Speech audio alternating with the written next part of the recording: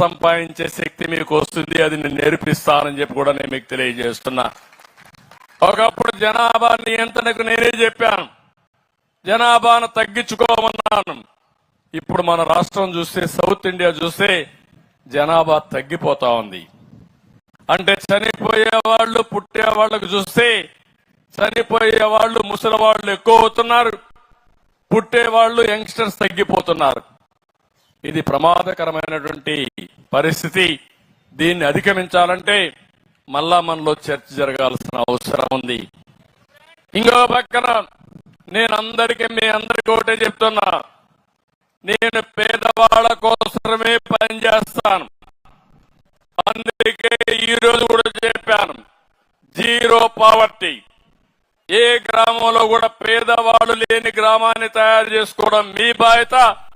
రాష్ట్రంలో పూర్తిగా పేదరికాన్ని నిర్మూలించి జీరో పావర్టీతో ముందుకు పోవడం నా బాధ్యతగా నేను తీసుకున్నా, సవాలుగా తీసుకున్నానని చెప్పి కూడా నేను మీకు తెలియజేస్తున్నా. సంపద ఏ కొద్ది మందికో పరిమితం కావడం కరెక్ట్ కాదు. ప్రతి ఒక్కరూ ఆ సంపదని అనుభవించే పరిస్థితి రావాలి, పేదరికం నుంచి బయట రావాల్సిన అవసరం ఉంది. అందుకే దీన్ని ఒక ప్రతిష్టగా తీసుకున్నా. అందుకే మీరు చేసేది నాకు పిలిపించా.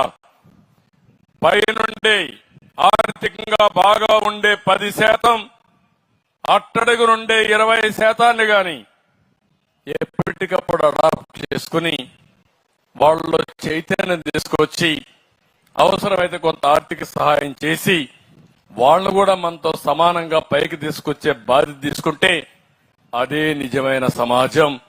అదే ఈ రాష్ట్రంలో నేను ఆశించే ఇది.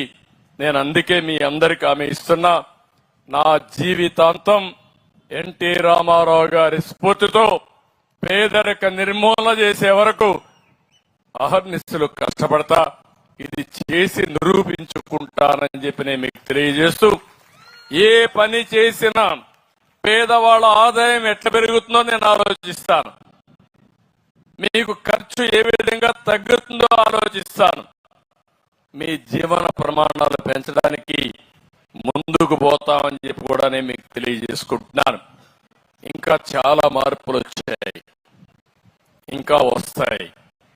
మీరు ఒకప్పుడు కరెంటు కావాలని ఎక్కడి నుంచో వచ్చేది, ఎక్కడో హైడ్లో థర్మలో పెట్టి, ఇప్పుడు ఇంటి దగ్గర మీ రూఫ్లోనే పైనే కరెంటు ఉత్పత్తి చేసుకున్న రోజుకు వచ్చేస్తున్నాం.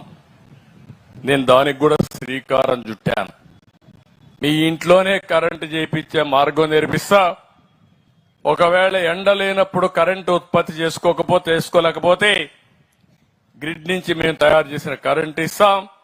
మీ దగ్గర అదనంగా కరెంటు వస్తే మళ్ళా కరెంటు డిపార్ట్మెంట్ తీసుకుంటుంది.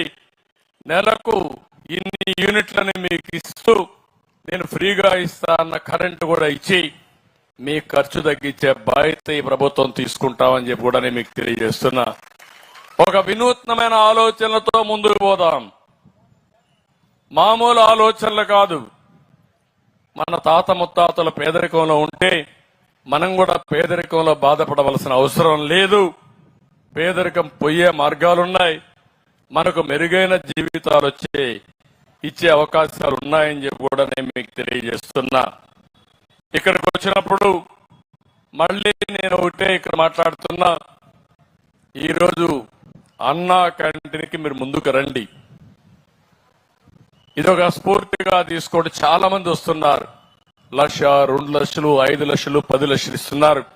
వారందరిని అభినందిస్తున్నా. దీనికి అన్నా క్యాంటీన్స్ కి account number 3788816509 SBI account open చేశాం. ఐఎఫ్ఎస్సి కోడ్ ఎస్బీఐ N00205441 ఈ నెంబర్ ఉంది. ఇది కూడా నేను ఎక్కడెక్కడ పేపర్లో ఇస్తా ఉంటాం, గవర్నమెంట్ వెబ్సైట్ లో పెడతాం. ఎవరన్నా పే చేయాలంటే డైరెక్ట్ కూడా వెబ్సైట్ ఉంది, annacantintrust.ap.gov.in. ఇది కూడా మీరు పెడితే ఎక్కడికక్కడ పంపించే పరిస్థితి వస్తుంది. మనందరం కలుద్దాం, సమిష్టిగా ఆలోచిద్దాం, సమిష్టిగా పనిచేద్దాం. మనం బ్రతకడమే కాకుండా మన పక్క నుండే పేదవాడిని కూడా పైకి తీసుకొచ్చే ఆలోచన చేద్దాం. ఈ రాష్ట్రంలో మళ్లీ ఈ రోజు మీకు అందరికీ ఆమె ఇస్తున్నా, ఈ ప్రభుత్వం మీ అందరికీ ఎప్పుడూ అందుబాటులో ఉంటాం. 24/7 అందుబాటులో ఉంటాం.